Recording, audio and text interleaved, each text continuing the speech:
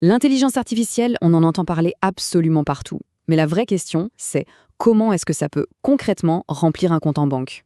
Aujourd'hui, on va décortiquer 5 stratégies pour transformer l'IA en une machine à cash. L'idée, c'est d'avoir un guide super simple, direct pour se lancer. Alors, c'est la grande question du moment, pas vrai? Est-ce que l'IA est là pour nous piquer nos jobs ou pour créer des fortunes? Bon, pour cette analyse, on va volontairement mettre de côté le débat un peu anxiogène pour se concentrer à fond sur la deuxième partie, les opportunités. Comment en profiter? Et la réponse, elle est plutôt optimiste. L'IA, ce n'est pas juste un gadget de plus. C'est un véritable levier de puissance. En fait, ça permet à une seule personne de faire le boulot qui, il y a quelques années à peine, aurait demandé toute une équipe. C'est ça la vraie révolution. Allez, première grande idée. Pas besoin de réinventer la roue, il suffit de lui mettre un moteur surpuissant. Le concept, créer une entreprise qui vend des services, mais des services complètement dopés à l'intelligence artificielle.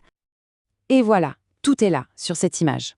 À gauche, l'agence à l'ancienne, des grosses équipes, des bureaux, des frais qui s'accumulent.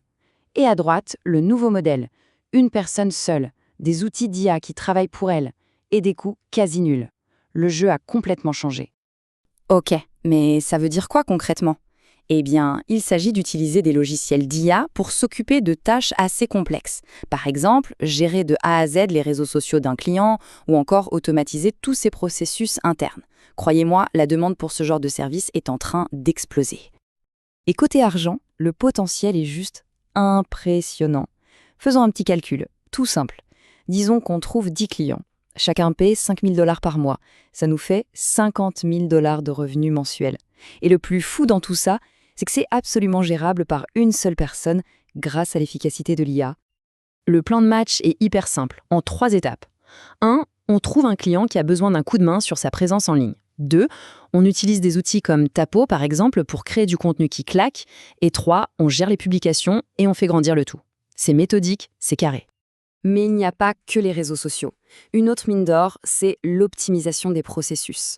Comme le dit très bien Ron Hernandez, qui a fondé son agence là-dessus, l'idée c'est d'aller directement chez les clients pour installer des systèmes d'automatisation. Là, on ne fait plus que de la com, on transforme le cœur même de leur business.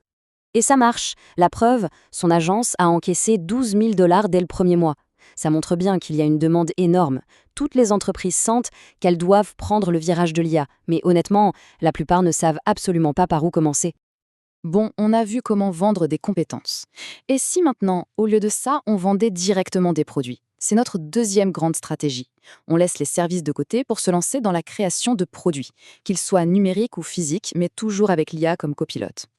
Tout part d'une idée, bien sûr. Mais au lieu de se fier à son instinct, qui peut parfois nous tromper, on peut tout simplement demander à ChatGPT d'analyser le marché, de repérer les tendances et de nous sortir des niches de produits avec un gros potentiel. Une fois qu'on a l'idée, il faut lui donner vie avec un bon design. Fini le temps où il fallait dépenser des fortunes pour un logo. Aujourd'hui, des outils comme Midjourney peuvent créer une identité visuelle complète et super pro en quelques secondes à peine. Étape suivante, la boutique en ligne. Là aussi, plus besoin d'être un génie du code. Il existe des créateurs de sites web dopés à l'IA qui peuvent monter une boutique en ligne nickel, fonctionnelle et esthétique sans écrire une seule ligne de code. Et enfin, pour que ça se vende, il faut le faire savoir, le marketing. Et là, on boucle la boucle. On réutilise exactement les mêmes outils d'IA que pour les agences de services, mais cette fois pour faire la promo de ses propres produits. L'ensemble de la chaîne est piloté par l'IA. Ce qu'il faut vraiment saisir ici, c'est le changement d'échelle. C'est radical. Toutes ces tâches, la recherche d'idées, le design, la création du site, le marketing, il n'y a pas si longtemps, ça demandait une armée de spécialistes. Et aujourd'hui, une seule personne, bien motivée et avec les bons outils d'IA, peut gérer tout ça de A à Z. C'est une transformation absolument fondamentale du monde de l'entrepreneuriat.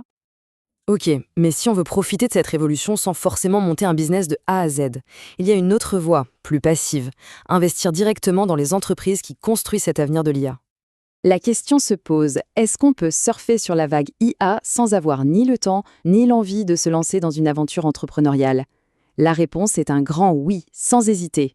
Si on regarde l'histoire de la tech, les gains les plus fous ne se font pas une fois que l'entreprise est en bourse. Non, ils sont réalisés bien avant, par les fonds de capital risque qui parient sur ces boîtes quand elles sont encore jeunes et que leur potentiel de croissance est gigantesque.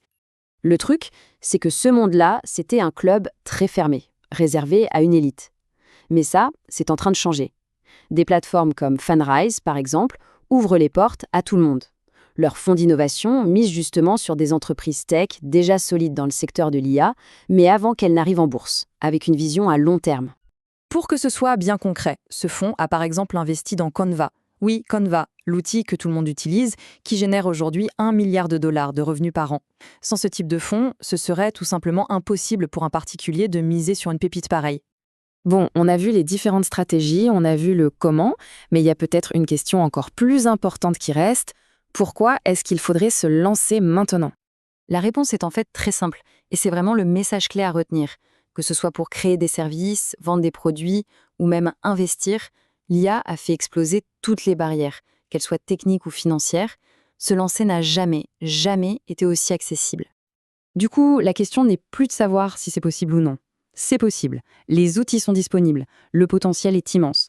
La seule vraie question qui reste, c'est qu'est-ce qu'on va bien pouvoir créer avec tout ça?